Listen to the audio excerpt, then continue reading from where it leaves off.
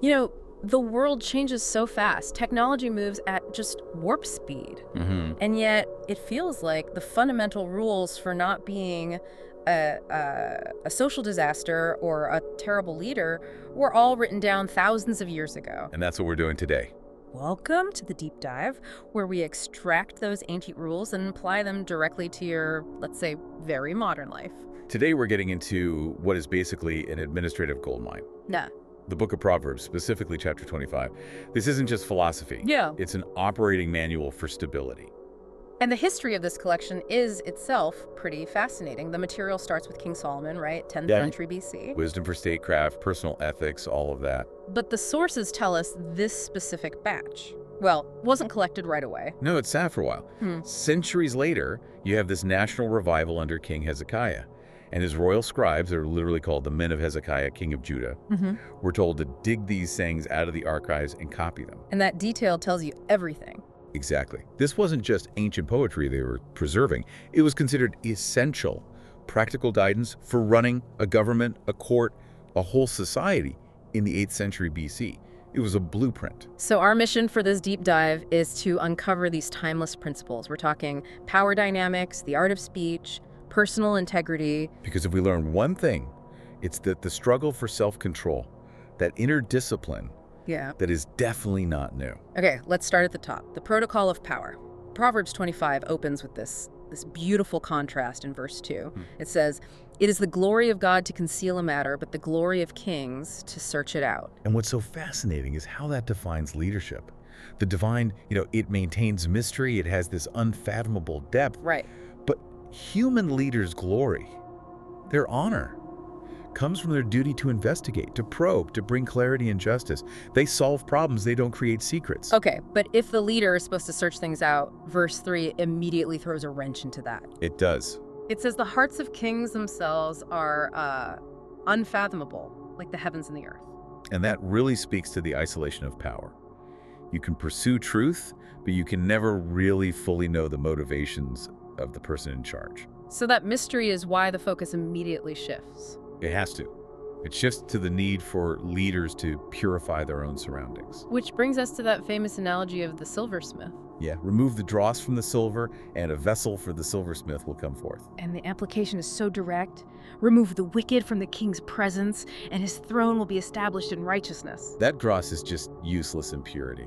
It contaminates the whole thing. And for a modern organization, dross isn't just, wickedness. Not at all. It's the toxic culture. It's the sycophants, the people who are just in it for themselves instead of the mission. Yeah. The stability of any system, a throne or a corporation, depends on that active moral maintenance. Okay, so if the leader's heart is unfathomable, how do you, the listener, navigate that kind of high-stakes world? The proverb answers that right away with the etiquette of humility. That's verses 6 and 7. The instruction is so clear. It really is. Do not exalt yourself in the presence of the king. For it is better to be told, "Come up here." Exactly. But that feels so counterintuitive today. We're always told to self-advocate, be visible, market yourself. Is this just rewarding passivity? That's a great question.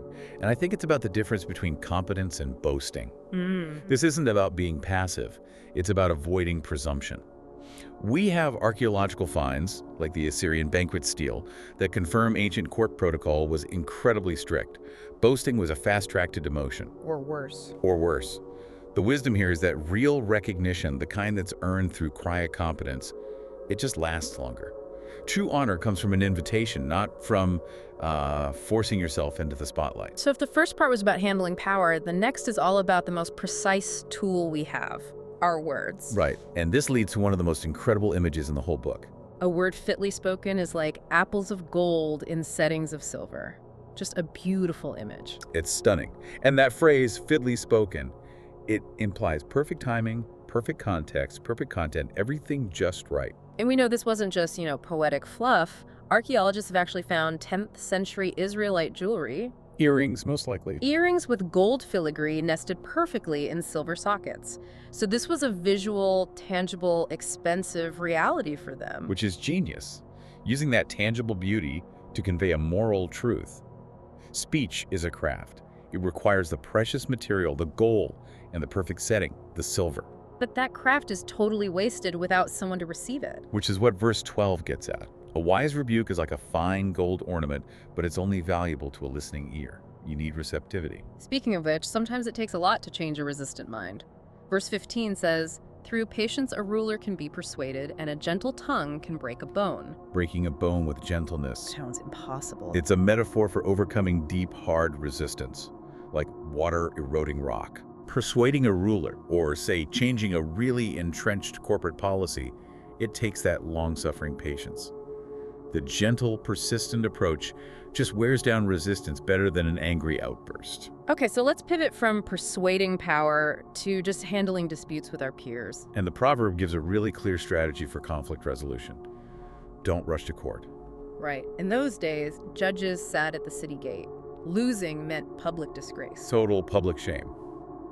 So the advice is, argue your case with your neighbor privately, first. Settle it before it becomes a public spectacle. Don't immediately escalate a private disagreement into a social media feud. That's our modern version of rushing to the city gate. And the most important rule here is the sanctity of confidence. You cannot betray a secret during the argument. That's the devastating part. The immediate fight might end, but if you use sensitive information as a weapon, well, that infidelity brings an infamy that never goes away. You've destroyed trust permanently. So if betraying a confidence is long-term infamy, verse 18 shows that an outright lie is immediate destruction. A false witness is compared to a battlefield arsenal. A club or sword or sharp arrow. It highlights the sheer physical destructive force of misinformation. It's not a minor slip-up. No. It's a tactical strike. We see this in things like the Lachish letters. Military intelligence and misinformation could destabilize entire cities. Lies have real fatal consequences. Which perfectly sets up the problem of misplaced trust in the next verse. Right.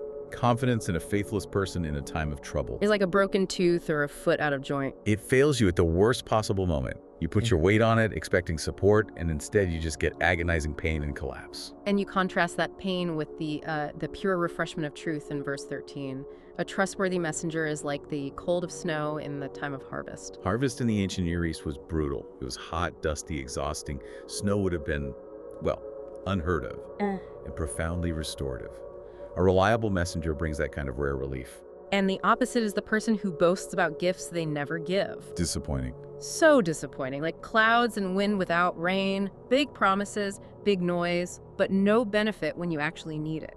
We now shift from that external world to internal governance, self-control, managing your own resources, your time, your desires. This is really where the rubber meets the road. And it starts with the honey principle. Moderation is mandatory. If you find honey, eat just what you need. Lest you have too much and vomit it up. It's a blunt image. It is. And honey was a prize, a delicacy. We know from apiaries found at Tel Rekov that beekeeping was a serious thing back then. But the wisdom is clear. Even the best things, in excess, become sickening. And it's not just about food. Not at all. The proverb links that physical indulgence to moral indulgence in verse 27. It warns that seeking your own glory is just as nauseating as binging on honey. So chasing excessive validation and chasing too much dessert are basically symptoms of the same problem. A lack of internal restraint, exactly. But how do you spot that, the chase for glory, when it's so easily disguised as just ambition? I think ambition serves the mission, while the chase for glory serves the ego. When your actions are driven purely by the need for applause instead of the value of the work itself, you're in the honey trap. The pleasure you're seeking will eventually make you sick. And that restraint has to extend to social boundaries. Verse 17 still feels so relevant. It really does. Just seldom set foot in your neighbor's house, lest he grow weary and hate you. It's ancient wisdom for modern connection. For sure. We might not be literally knocking on doors, but this is the rule for excessive texts. Oversharing, constant digital pings. Is the endless scroll just setting foot in a million neighbors' houses? It kind of is. Wearing out our welcome with constant low-value interactions, we have to respect people's bandwidth. And discretion also dictates how we comfort people. You can't just sing frivolous songs to a heavy heart. No, it's like vinegar poured on a wound or taking someone's coat on a cold day. It's irritating. And ineffective. True comfort requires sensitivity. You have to align your response with their need. We need to weep with those who weep, not force cheerfulness on real pain. Let's talk about the danger of compromise. The righteous person who gives way to the wicked, becomes like a muddied spring or a polluted well. The imagery is just devastating, especially in a dry climate where water is life. A polluted well is useless. It can't quench anyone's thirst. So when a person of integrity compromises their standards just to appease corrupt forces, They poison their own influence. so if I compromise my principles once to win a deal, have I basically polluted my professional well for good? Pretty much. Others will never trust the integrity of the water you offer again. Yeah. They'll assume the mud is permanent. Before we get to the big one, there's a quick line about a peaceful home. Verse 24. Ah, yes.